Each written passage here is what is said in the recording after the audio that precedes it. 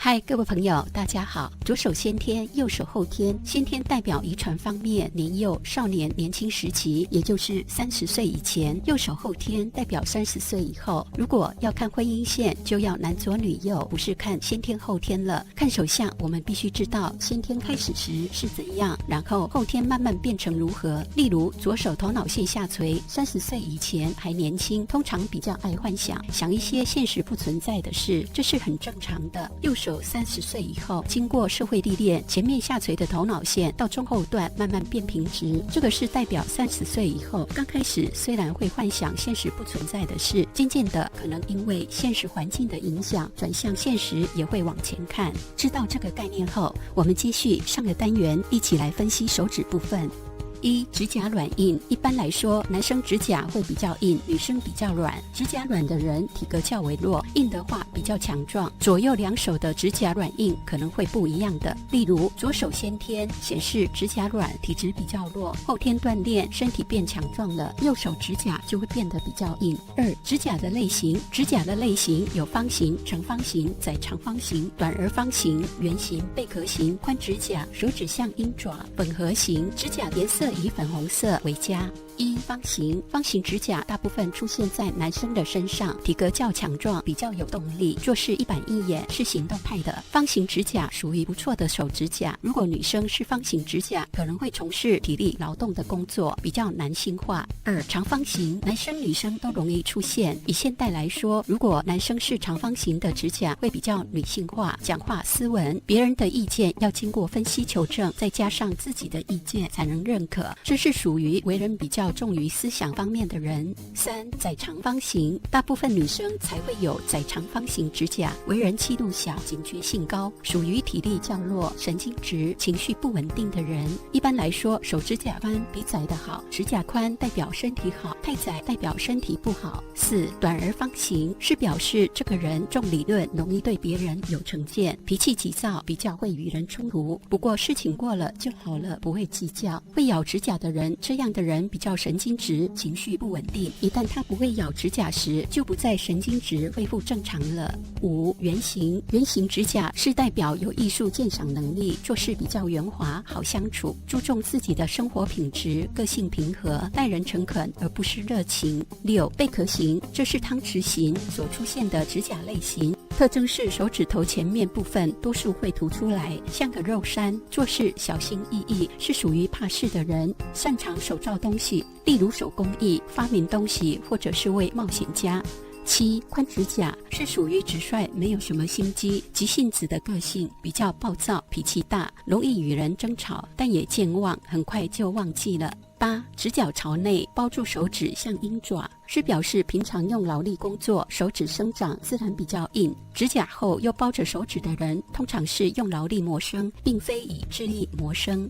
九、粉合型。5个手指甲形状完全不一致，这是表示精神散漫，意志难集中，容易受外力影响，什么都略懂一点皮毛，没有专长。这样的混合型会建议专心一样会比较好。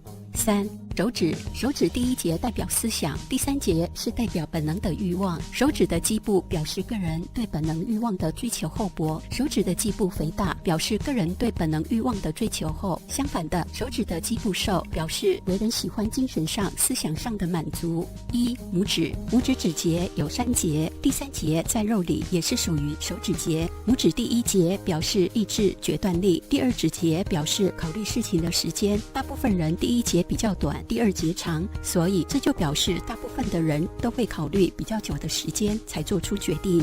拇指到达食指第3节中线为标准，长度足够代表决心，不管成功失败都有胆量尝试；长度不足表示做事决心不足。拇指到达食指第2指节与第3指节中间算是超长的。拇指小是表示意志薄弱，富于感情；拇指较大，富于理智，同时意志、决断力、理论、理性都发达。拇指过大、粗、长、又肥又硬，是表示有虐待狂的倾向。拇指短，眼光不精准，不善投资，适宜保守的理财方式。拇指太过短，比较适宜上班下班受雇于人。拇指第2指节细得像蜂腰，头脑敏捷，反应快，能随机应变，思考慢，想清楚才说，有辩才能力。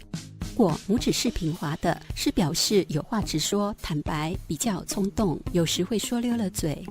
拇指第二指节如果长得不好，是表示这个人顽固，也比较粗鲁，握拳自然反应，伸出手。如果开度大，表示很有自信心，可以独立；开度窄，不能独立生存；开度太大，比较会花钱，对时间观念淡薄。拇指贴着食指，表示自信心不足，没胆量表现自己，有自卑感，比较依赖。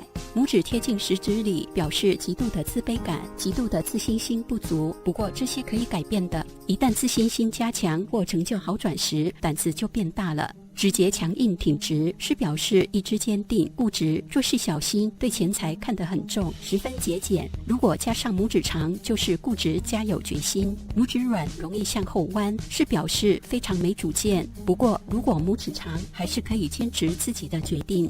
拇指可以微微向后弯，表示虽然有时会坚持己见，有时还会接受别人的意见。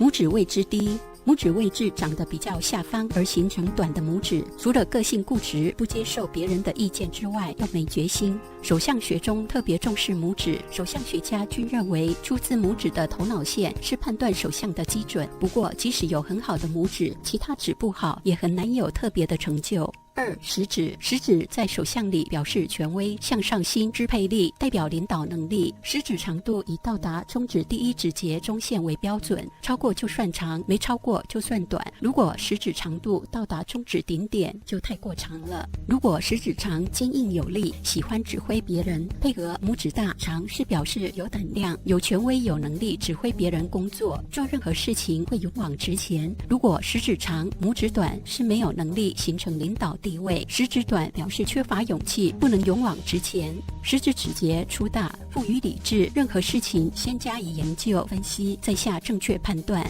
食指指节平滑，比较感性，能识大体，并把握要领。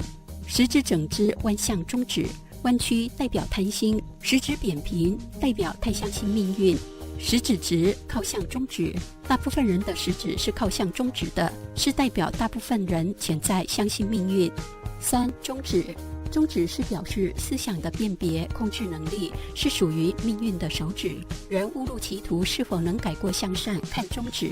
中指直代表控制自己思想行为的能力好。中指基本形状是方形，做事一丝不苟、一板一眼，有数字观念，值得信任，但居于形式而变成顽固，欠缺变通。中指尖细，属于感性敏锐，处理事情重直觉，不加考虑。中指过长，是离群独处的手指，非常孤僻，思虑过细，比较神经质。中指过短，是表示不喜欢追求知识，做事不经考虑便下决定，容易失败。中指弯曲，是表示坚持己见、感情障碍的记号，大部分见于女生，是属于比较会发小姐脾气的人。如果中指与其他指都是不挺直，是表示有犯罪倾向。中指歪斜，这是表示情绪不稳定，特别歪斜也就表示情绪极端的不稳定。手握拳自然放开，食指和中指分开距离较大，是属于行动爱好自由的人，不喜欢受拘束，可以独立生活。4. 无名指，是表示审美观、艺术气质、名誉、欲望。